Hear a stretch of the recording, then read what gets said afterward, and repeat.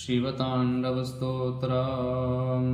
ॐ जटाटवीगलज्वलप्रवाहपावितस्थले गलेवलम्ब्यलम्बिताम्बुजङ्गतुङ्गमालिकां डमड्डमड्डमड्डमन्निनादमड्डमरवयं चकारचण्डताण्डवं तनोतु नः शिवः शिवम्। जटाकटाहशभ्रमभ्रमन्निलिम्पनिर्झरे विलोलवीचिवल्लरी विराजमानमूर्धने धगद्धगद्धगज्वलल्ललाटपट्टपावके किशोरचन्द्रशेखरे रतिप्रतिक्षणं मम।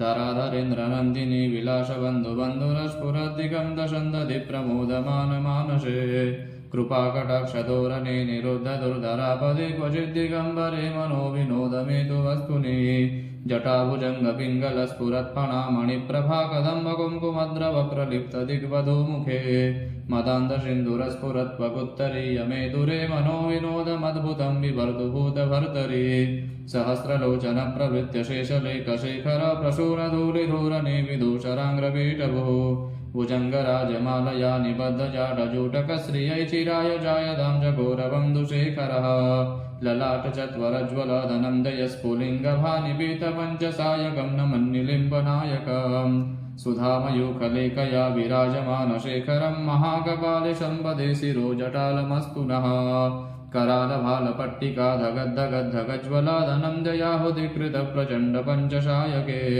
धराधरेन्द्रनन्दिनी कुचाग्रचित्रपत्रका प्रकल्पनैकशिल्पिनी त्रिलोचने रतिर्ममा नवीनमेघमण्डले निरुद्धदुर्धरस्फुरत्कुः निशीतिनीतमप्रबन्धबद्धकं धरः निलिम्पनिर्झरिधरस्तनोदकृत्यसिन्दूराकलानिधानबन्धुरश्रियं जगद्धुरन्धरः प्रफुल्लनीलपङ्कजप्रपञ्चकालिमप्रभावलम्बिकण्टकं दलेरुचिप्रबद्धकन्धरम् स्मरच्छिदं पुरच्छिदं भवच्छिदं मखच्छिदं गजच्छिदान्तकच्छिदं तमन्तकच्छिदं भजे अखर्वसर्वमङ्गलाकलाकदम्बमञ्जरी रसप्रवाहमाधुरी विजृम्भणा मधुव्रतम् स्मरान्तकं पुरान्तकं भवान्तकं मखान्तकं गजान्तकान्तकान्तकं तमन्तकान्तकं भजे जयत्वदभ्रविभ्रमभ्रमद्भुजङ्गमस्वसाद्विनिर्गमत्क्रमस्फुरत्करालभालहव्यवाट् धिमिद्धिमिद्धिमिध्वनन् मृदङ्गतुङ्गमङ्गलाध्वनिक्रमप्रवर्धितप्रचण्डताण्डवः शिवः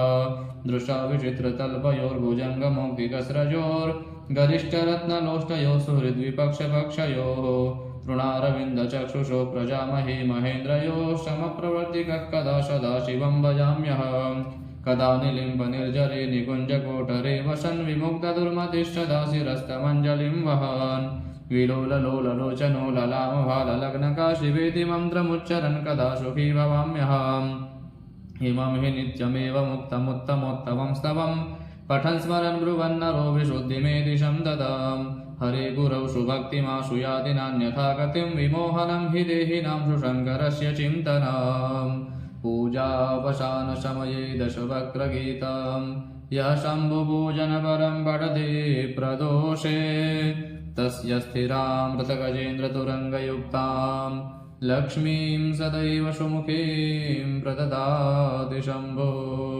श्रीरावणकृतं शिवताण्डवस्तोत्रं विश्रामः। श्रीमहाकालेश्वरार्पणमस्तु।